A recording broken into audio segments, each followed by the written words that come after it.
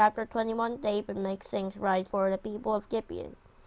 For 3 years in a row, there wasn't enough food in the land. That was while David was king. So David asked the Lord why he wasn't blessing his people. The Lord said, "It is because Saul and his family committed murder. He put the people of Gibeon to death." The people of Gibeon weren't a part of Israel. Instead, they were some of the Amorites who were still left alive. The Israelites had promised to spare them, but Saul had tried to put an end to them.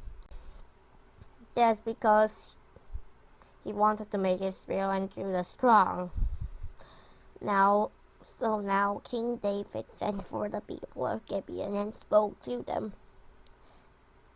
He asked them, "What would you like me to do for you? How can I make up for the wrong things that were done to you?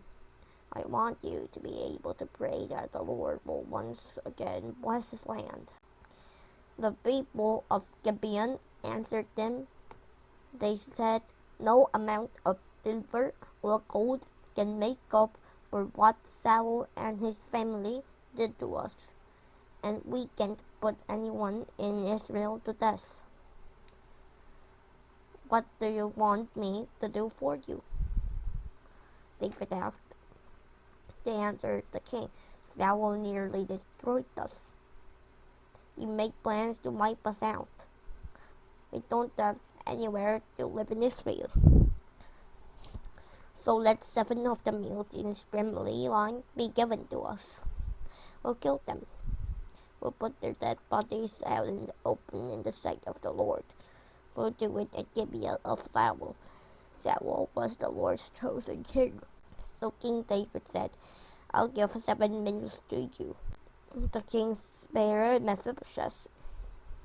He was the son of Jonathan and the grandson of Saul. David made a promise in front of the Lord. He had promised to be kind to Jonathan and the family line of his father Saul. But the king chose Harmony and other Mephibosheths. They were the 2 sons of Ahiah's daughter Rizpah. Saul was their father. The king also chose the 5 sons of Saul's daughter Merab. Adriel, the son of Barzillai, was their father. Adriel was from Meholah. King David handed them over to the people of Gibeon. They killed them. They put their dead bodies out in the open on a hill in the sight of the Lord. All 7 of them died together.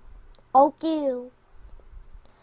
They were put to death during the first days of the harvest.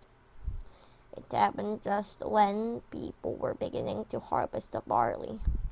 Ahiah's daughter Rizpah took some rough cloths that people wear when they're sad.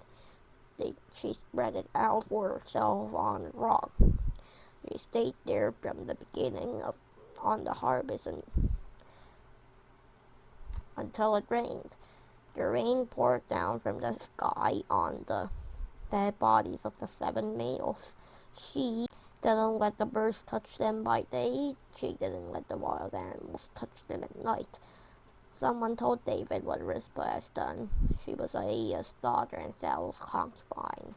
David went and got the bones of Saul and his son Jonathan. He got them from the cities of Jabesh Gilead.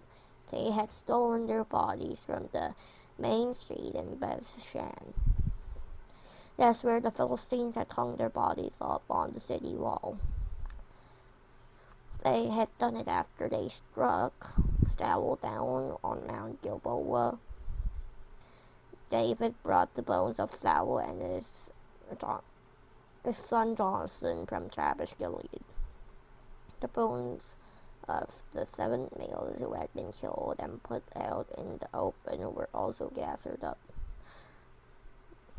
The bones of Saul and his son Jonathan were buried in the tomb of Saul's father Kish. The tomb was at Zelah in the territory of Benjamin. Everything the king commanded was done. After that, God answered prayer and blessed the land. Wars against the Philistines. Once again, there was a battle between the Philistines and Israel. David went down with his men to fight against the Philistines. He became very tired. Ishbi-Benob belonged to the family line of Rapha. The tip of his bronze spear weighed 7.5 pounds. He was also armed with a new sword. He said he would kill David, but Abishai, the son of Zeruiah, came to save David. He struck down the Philistine and killed him.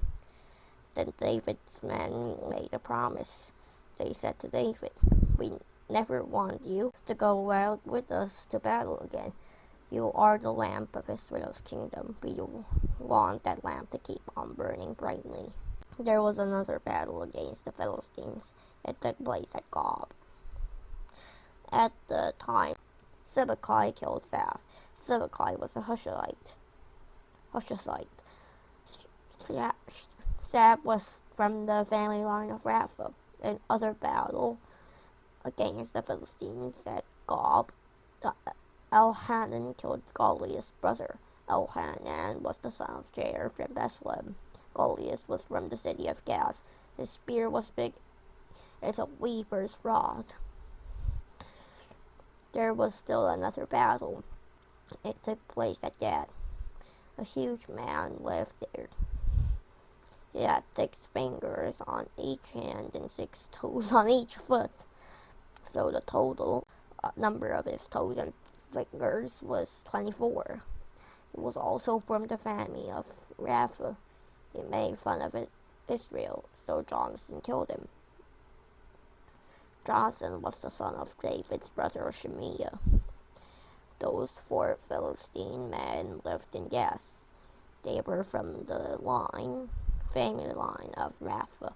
David and his men killed them. Did you know what is a name for a song of praise? A song of praise can also be called a psalm. David wrote many of the psalms in our Bible. His most famous psalm is Psalm 23. There he says, "The Lord is my shepherd." Who were the people of Gibeon? The people of Gibeon were sneaky. They tricked Joshua into making a peace ready. See Joshua 9:1-19. King Saul wrote that ready. He tried to kill the people from Gibeon. Read 2 Samuel chapter 21 to see what David did to make up for Saul's sin. Here God turned about 2 Samuel chapter 21 say, we learned that David pays back what Samuel broke, like what Saul, the rule that Saul broke, and I was very surprised when I noticed when the total number of one of the big peoples had 6 fingers, like 6 fingers on each hand, 6 toes in each feet. It was kind of funny, and I felt how, but actually David's country, the whole Israel, won. Yeah, I'm very surprised, and thank you always, Amen. Okay, I need to say goodbye, so thank you for my videos. I'll see you next time, so goodbye, see ya.